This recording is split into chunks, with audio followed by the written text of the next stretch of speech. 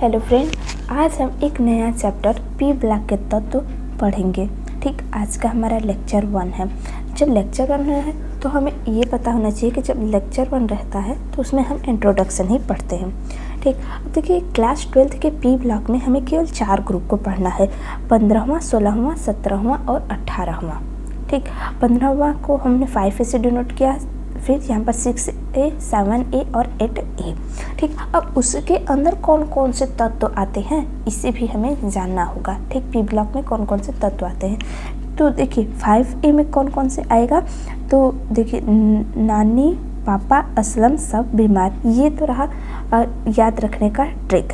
Nepal, Pakistan, Australia सब बीमार। कुछ लोग इस तरह याद करते हैं या फिर आप इस तरह सिंपल याद कर सकते हैं, nitrogen, phosphorus, arsenic, antimony, bismuth. ठीक, और 16A का हम किस तरह याद करते हैं, ओ, स, से, टी, पो। ठीक, और इसका फ, कल, बर, आई, एट। ठीक, या फिर इसका आप याद कर लीजिए, ही, नी, अर, कर, जी, रन।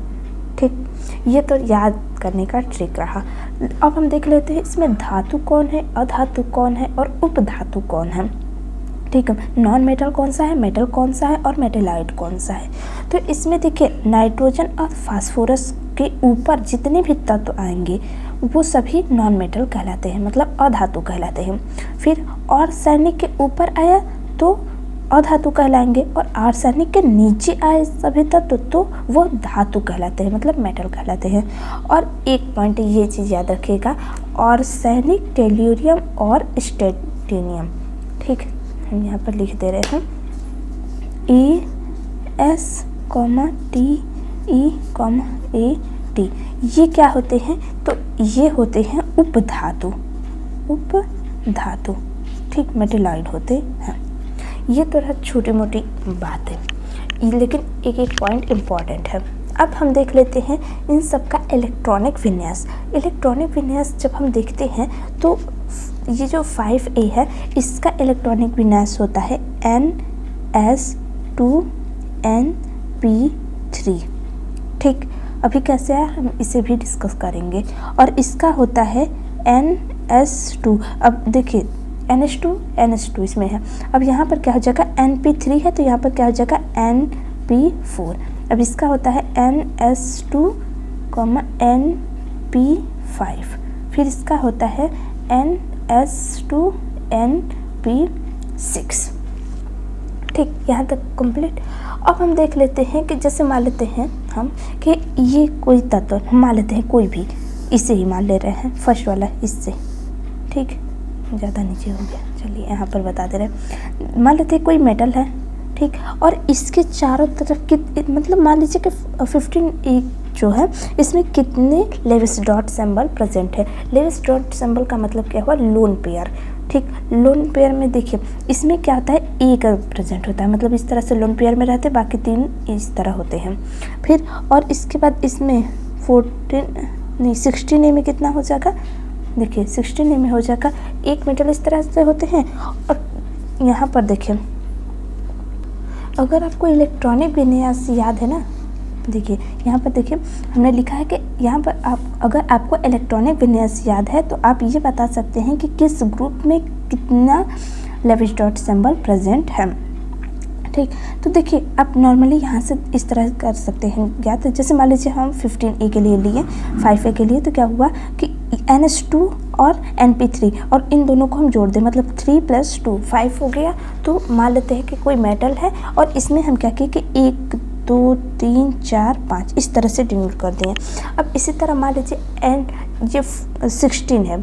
ठीक, 15 के बाद 16 है, 16 में कितना हम ऐड कर दें, 4 + 2 6 हो गया। तो मान लेते हैं ये जो मेटल है इसके चारों तरफ कितने लेविस डॉट सिंबल प्रेजेंट है। ठीक है, किस तरह हम इसे डिनोट करते हैं, इस तरह से लिखते हैं। पहले एक एक चारों तरफ कर लिए, अब कितना बचा, 6 हुआ था, 4 हमने फिल कर दिया। फिर 6 वाला हम क्या करते हैं, इसी के पास में पेयर में बना देते हैं, मतलब जोड़े में बना देते हैं। तो यहाँ पर 5 हो गया और एक यहाँ पर कर दें तो 6 हो गया।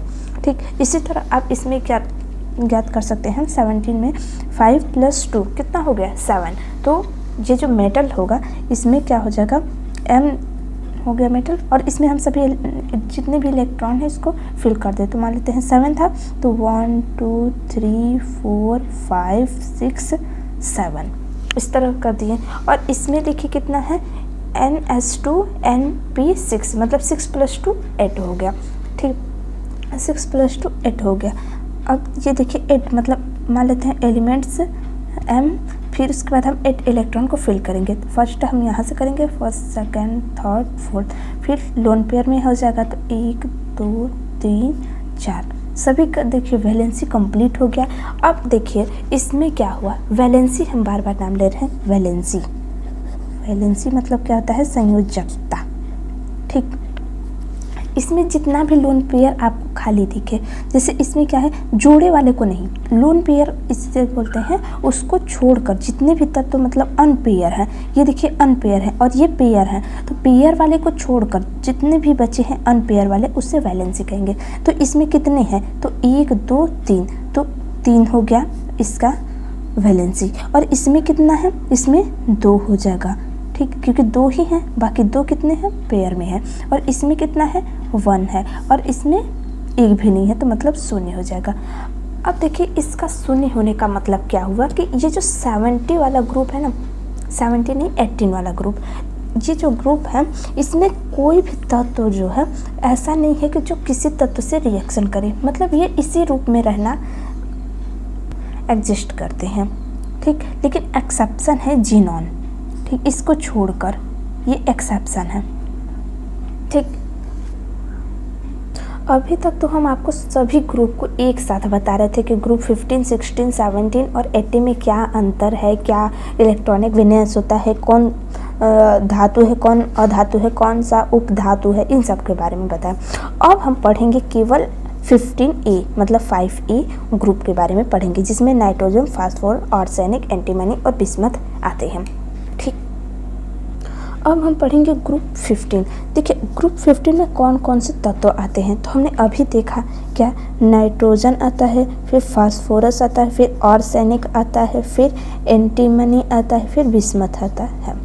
ठीक, अब देखिए हमने ये तो तत्व बता दिया, और इसका परमाणु क्रमांक क्या होता है, मतलब एटॉमिक नंबर क्या होता है। आप 12th में हैं तो आपको ज़रूर पता होगा कि नाइट्रोजन का अगर आपको पता है तो आप सबका ज्ञात कर सकते हैं। कैसे, देखिए नाइट्रोजन का होता है परमाणु क्रमांक 7। ठीक, अब 7 में हमें क्या करना है, 8 ऐड करना है। 7 में 8 ऐड करेंगे तो कितना हो जाएगा, इसका 15 आएगा। फिर उसके बाद इसका हम ज्ञात करेंगे तो 18 इसमें ऐड करेंगे तो 33 आएगा। फिर इसका हम जब ज्ञात करेंगे तो 51 आएगा, इसका 83 आएगा। ठीक, 83 बिस्मथ का। हम देखिए यहाँ पर कैसे ज्ञात किए हम, जैसे हम अभी आपको फिर से वही वाला टेबल दिखा रहे हैं। इसमें देखिए हीलियम आया, फिर नियान आया। हीलियम और नियान में हमें क्या ऐड करना होगा, 2 ऐड करना होगा। ठीक, अब इन दोनों में हम जब 2 ऐड कर दिए, फिर नियान और आर्गन में हमें 8 ऐड करना होगा। जब हम 8 ऐड करेंगे तो हमें नियान का पता चल जाएगा। ठीक, सॉरी यहाँ पर 2 नहीं 8 ऐड करना होगा, यहाँ पर 8, क्योंकि हीलियम का 2 होता है परमाणु क्रमांक। जब हीलियम और नियान में हम जब 8 ऐड करेंगे तो हमें नियान का परमाणु क्रमांक पता चल जाएगा। कितना हो जाएगा, देखिए 8 ये और ये 2 मतलब कितना हो जाएगा, 10। ठीक, अब 10 में हम क्या करेंगे, फिर से 8 ऐड करेंगे। ठीक, अब देखिए ये जो हीलियम है इसमें हमने 2 ऐड किया था तो हीलियम आया, 8 ऐड किया तो नियान आया, फिर हमने 8 ऐड किया तो आर्गन आया, कितना 18। अब इस आर्गन में हम कितना ऐड करेंगे, देखिए आर्गन में हमें ऐड करना होगा 18। फिर उसके बाद हम जब 18 ज्ञात करेंगे तो क्या हो जाएगा, 36 ज्ञात हो जाएगा। और इस क्रिप्टॉन में हम क्या करेंगे, अब देखिए हमने क्या ज्ञात कर लिया, 18 हमने यहाँ तक ज्ञात कर लिया। अब हम ज्ञात करेंगे और फिर से हम इसमें 18 ऐड करेंगे, मतलब देखिए अब क्रिप्टॉन कितना है 36 और इसका कितना हो जाएगा, इसमें कितना हम ऐड करेंगे 18, तो कितना हो जाएगा 8 6 14, फिर 3 1 4 1 5। ठीक, तो हमको क्या हो जाएगा, जीनॉन का पता चल जाएगा परमाणु क्रमांक। और इस जीनॉन में हम क्या करेंगे, अब हम 32 ऐड करेंगे तो हमें इसका पता चल जाएगा परमाणु क्रमांक क्या होता है। तो मतलब देखिए हमें किस तरह ज्ञात करना होता है, 2 8 8 18 18, फिर इसके नीचे आता है एक OUT करके, ठीक। अब OUT आता है या क्या आता है ये अभी ध्यान नहीं है, ठीक। अब इसमें हम क्या करते हैं, फिर हम 32 ऐड करते हैं, तो इसका हमें परमाणु क्रमांक पता चल जाता है, ठीक। उसी तरह इसमें क्या हो जाएगा, देखिए नाइट्रोजन, फास्फोरस, आर्सेनिक, एंटीमनी और बिस्मथ में क्या होता है, इन दोनों में हमें 8 ऐड करना होगा। 8 जब ऐड करेंगे तो 15 आ जाएगा। फिर इसमें हम क्या करेंगे, 15 में हम कितना ऐड करेंगे, 33 आ जाए तो हमें 18 ऐड करना होगा। फिर इसमें हम कितना ऐड करेंगे, 51 आ जाए तो फिर हम क्या ऐड करेंगे इसमें, देखिए फिर 18 ऐड करेंगे। फिर 51 में हम कितना ऐड करेंगे, 83 आ जाए तो 32 ऐड करेंगे, ठीक। ये सभी हमने ऐड किया। तो देखिए इस तरह आप याद कर लीजिए, 8 18 18 32, 8 18 18 32, ठीक। ये तरह याद करने का एक सिंपल मेथड, ठीक। अब हम देख लेते हैं इसका इलेक्ट्रॉनिक विन्यास, ठीक। इसका क्या हो जाएगा, इलेक्ट्रॉनिक विन्यास, ठीक। अब देखिए नाइट्रोजन के लिए अगर केवल इसका इलेक्ट्रॉनिक विन्यास ज्ञात करेंगे तो क्या आएगा, 2s2 2p3, ठीक। और जब फास्फोरस के लिए करेंगे तो 3s2 3p3, ठीक। अब इसके लिए जब आर्सेनिक के लिए ज्ञात करेंगे तो 4s2 4p3, इसके लिए एंटीमनी के लिए क्या हो जाएगा, 5s2 5p3, और बिस्मथ के लिए भी क्या हो जाएगा, 6s2 6p3। सब में कॉमन है, बस यहाँ पर 2 3 4 5 6। अब इसमें देखिए नाइट्रोजन में डी कक्षक नहीं पाया जाता है, लेकिन इन सब में देखिए 3d 4d 5d इस तरह पाया जाता है। मतलब 3d इसमें हम मान लेते हैं, अभी नहीं भरा है कोई इलेक्ट्रॉन, फिर भी है तो ठीक। तो इसमें क्या हो जाएगा, 4d 0, और इसमें 5d 0, इसमें 6d 0, ठीक। ये रहा इलेक्ट्रॉनिक विन्यास।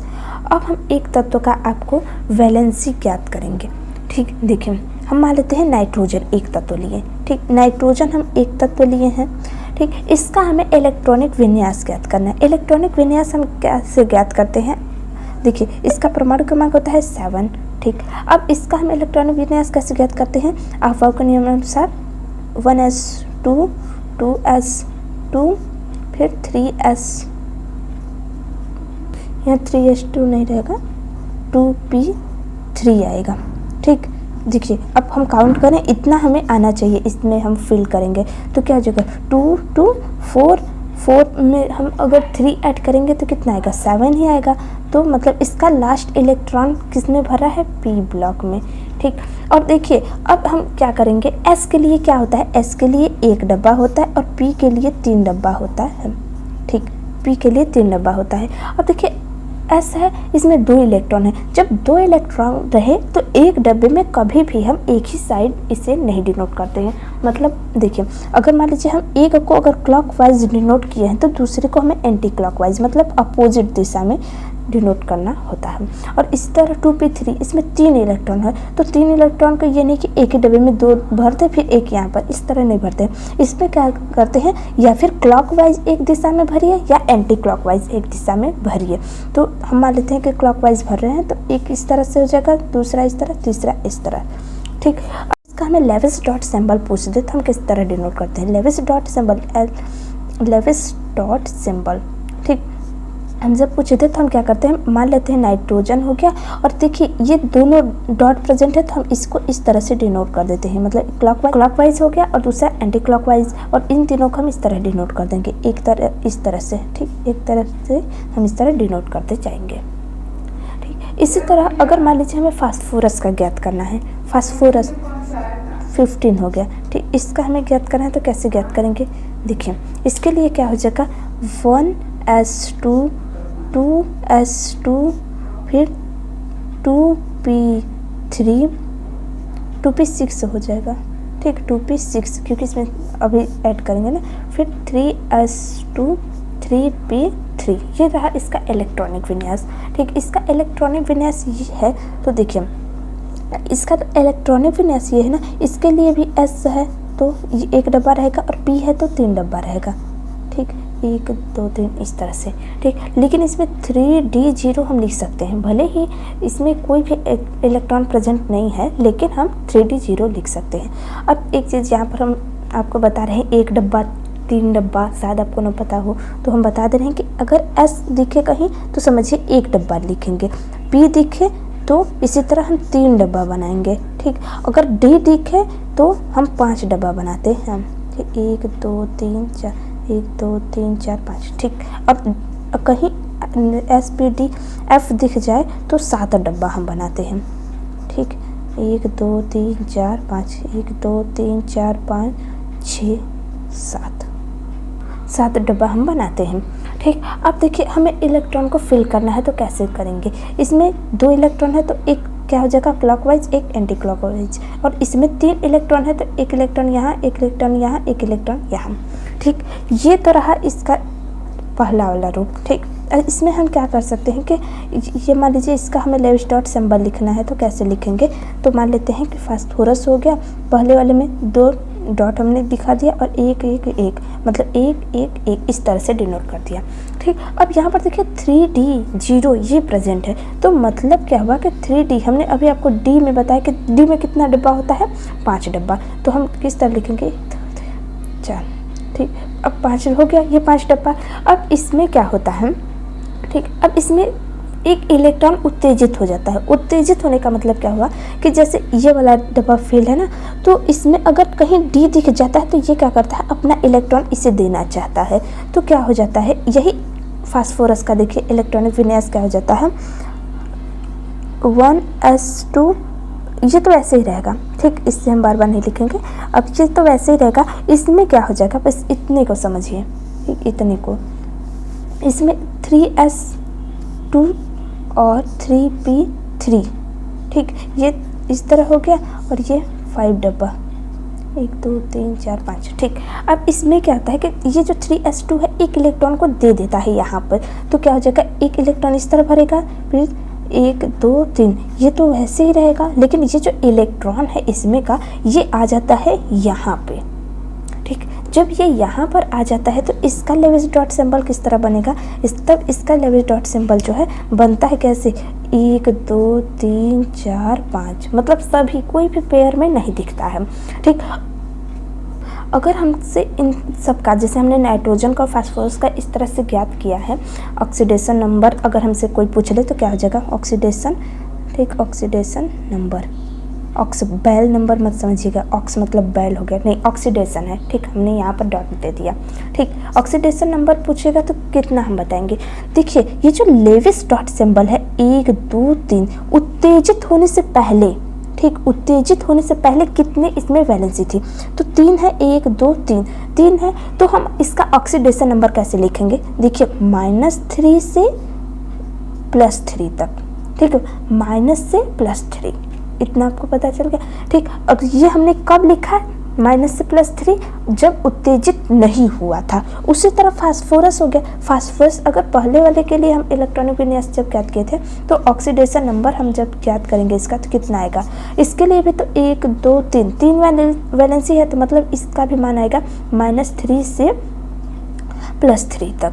ठीक, -3 से +3, लेकिन हमने क्या किया, कुछ देर बाद हमने उत्तेजित अवस्था में दिखाया, मतलब यही चीज़ इलेक्ट्रॉन जो है इसने अपना एक इलेक्ट्रॉन इस वाले को दे दिया, तो उत्तेजित अवस्था में आ गया। अगर हमें इसका कोई पूछे कि इसका ऑक्सीडेशन नंबर कितना हुआ, ऑक्सीडेशन नंबर अगर हमसे इसका कोई पूछे तो कितना आया, तो हम ये नहीं बताएंगे कि -5 से -5 से +5 तक, नहीं, हम केवल बताएंगे इसका कि इसका केवल +5 है। हम क्यों केवल बता रहे कि इसका +5 है, माइनस हम क्यों नहीं बता रहे, क्योंकि यह उत्तेजित अवस्था में आ गया।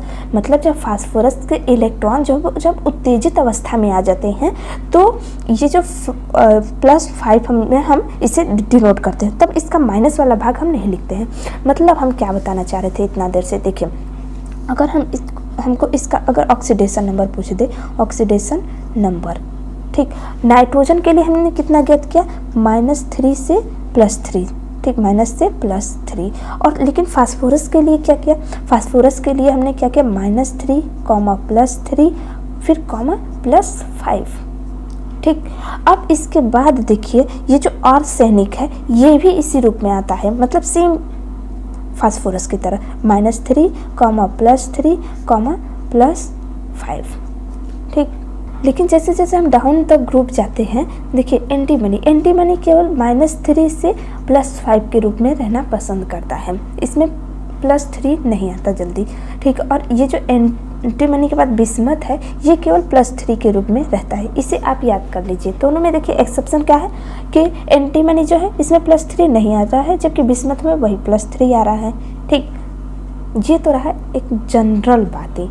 इसमें आप एक क्वेश्चन पूछ सकते हैं कि ये जो नाइट्रोजन है ये +5 के अवस्था में क्यों नहीं आ रहा है, तो इसका कारण क्या है, इसमें डी ब्लॉक जो है, डी ब्लॉक अब्सेंट है। ठीक, अब्सेंट मतलब अनुपस्थित है, इतना पता चल गया। इसमें मतलब ये इसमें +5 क्यों नहीं आ रही अवस्था, इसका ऑक्सीडेशन नंबर जो है +5 क्यों नहीं आ रहा है, क्योंकि इसमें डी ब्लॉक जो है अनुपस्थित होता है।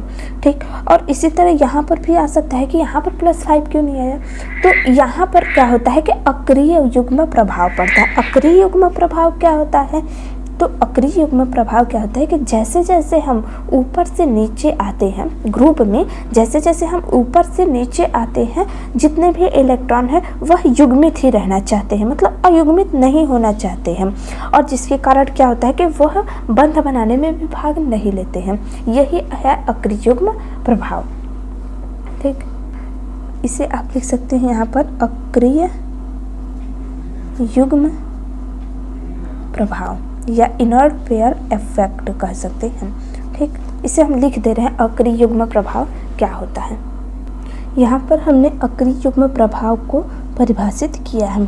देखिए हमने क्या लिखा है कि पी ब्लॉक के तत्व में किसी वर्ग में ऊपर से नीचे जाने पर, देखिए पी ब्लॉक का ही तत्व रहेगा और उस तत्व में किसी भी वर्ग में, मतलब 13, 14, 15, 16, 17, 18 किसी में भी ऊपर से अगर नीचे गए, ठीक, ऊपर से नीचे जाने पर संयोजी एस कक्षक के इलेक्ट्रॉन का अयुग्मन नहीं होता है, मतलब एस इलेक्ट्रॉन ही तो देता था। ठीक, जैसे हमने फास्फोरस का एग्जाम्पल लिया था ना, फास्फोरस में हमने देखिए यहाँ पर एग्जाम्पल लिया था, तो ये 3s2 मतलब यही वाला इलेक्ट्रॉन ना इसको देता था। ठीक, तो यही प्रोसेस इस वाले ग्रुप में सभी में रहेगा, मतलब 15 वाले ग्रुप में यही प्रोसेस सब में रहेगा कि एस वाला इलेक्ट्रॉन है डी वाले को देता है।